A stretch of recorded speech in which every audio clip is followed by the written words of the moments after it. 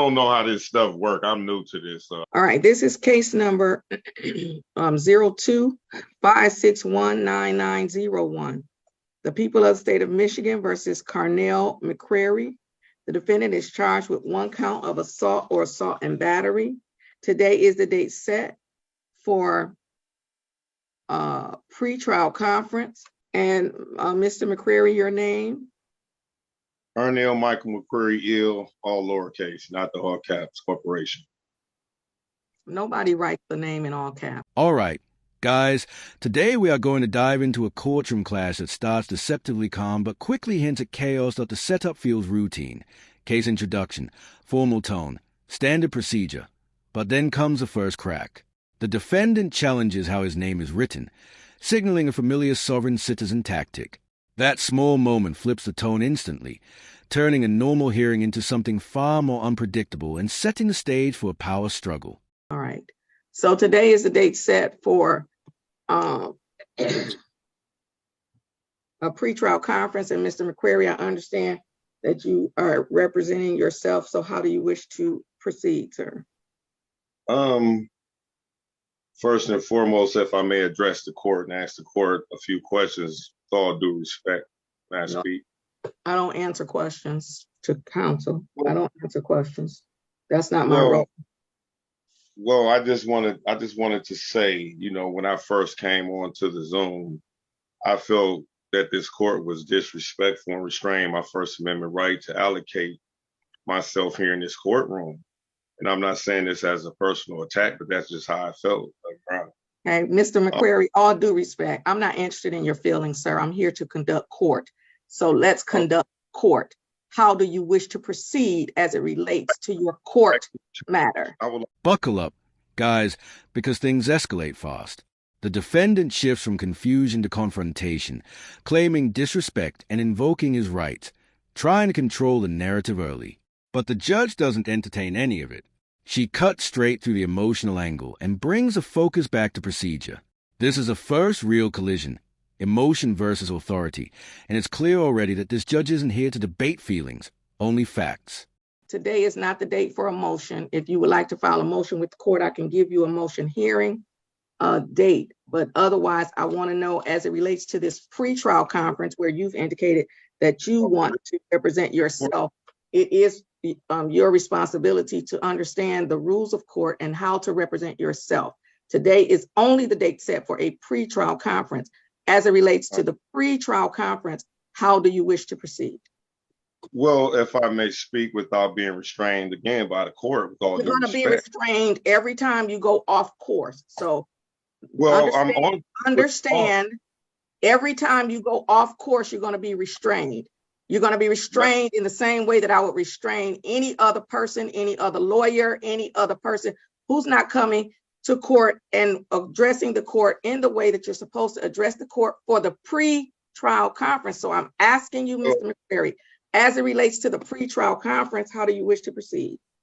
I would like to ask that this court remove itself under MCR 2.003 for judicial bias.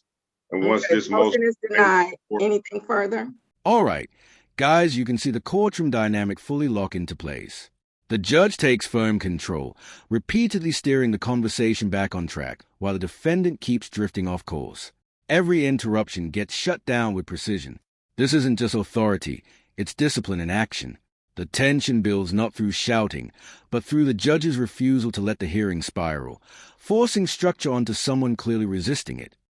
Well, I would like to have it sent to the chief judge as required by the rule. Mr. Flanagan, please call the chief judge and let him know that there's a request for recusal by Mr. McCrary and ask him how does he wish to proceed with the hearing for Mr. McCrary. Yes, Your Honor. Violation code of judicial conduct, judge. And I haven't been doing this for 16 years. I know what I'm supposed to do. So, Mr. McCrary, I'm addressing your request on the recusal. So everything else, we're going to stop talking until I hear from the chief judge as to whether he wants you to come now or if he's going to give you a date. Okay. Thank you. The rule, man. Okay, thank you, Mr. McCrary. Thank you, Mr. McCrary. Yes, ma'am. Your Honor? Yes, sir. They indicated that he would need to file a motion for recusal before you, and if you deny that, it then goes to the chief judge. He already Well, did. I accepted his oral motion. I denied it. So tell them it's denied. I'm not requiring him to file a written motion. The court rules don't require a written motion.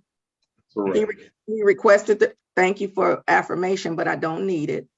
He requested the recusal and I denied it. So ask them how do they want to proceed. I can sign an order of denial if they want me to just do an order of denial, but Buckle up, guys, because the defendant makes his boldest move yet.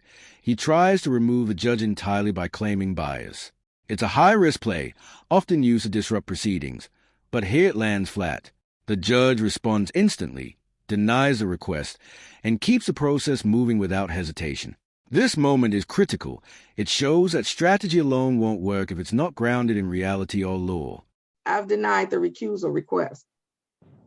Yes, Your Honor, the order of denial needs to be signed. And then they're going to give him a date. In past times, some chief judges take the matter up immediately. So I just want to know, do they want me to give them a date? Okay.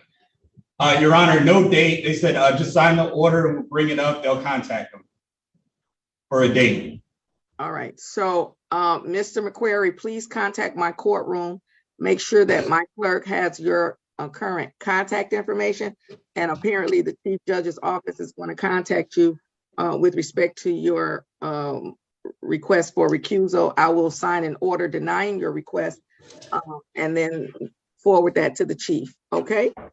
Who do I call? The clerk? What is not?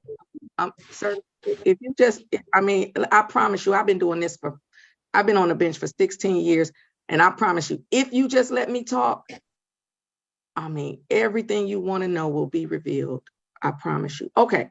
So as I was saying, you're going to contact my courtroom and you will speak with the clerk.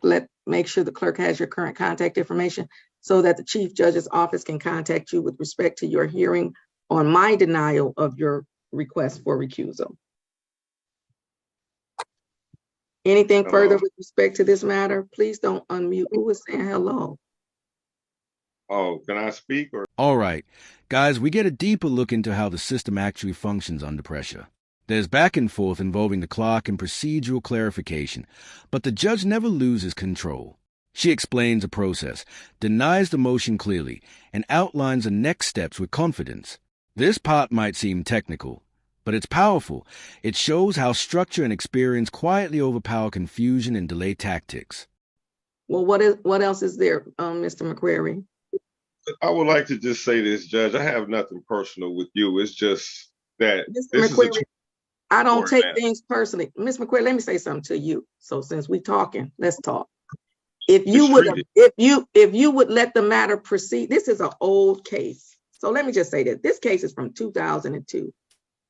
And maybe if you had watched my courtroom on YouTube, maybe you would have seen how these old cases from 2002 are handled. And then we could have came on here and it would have been handled the same way. However, we're going to proceed in the manner that you wish to proceed. Buckle up, guys, because the tension reaches a different level. The defendant keeps interrupting, trying to assert control, but the judge responds with calm, almost surgical precision. Then comes a subtle turning point. She points out that this is an old case and hints that things could have gone differently.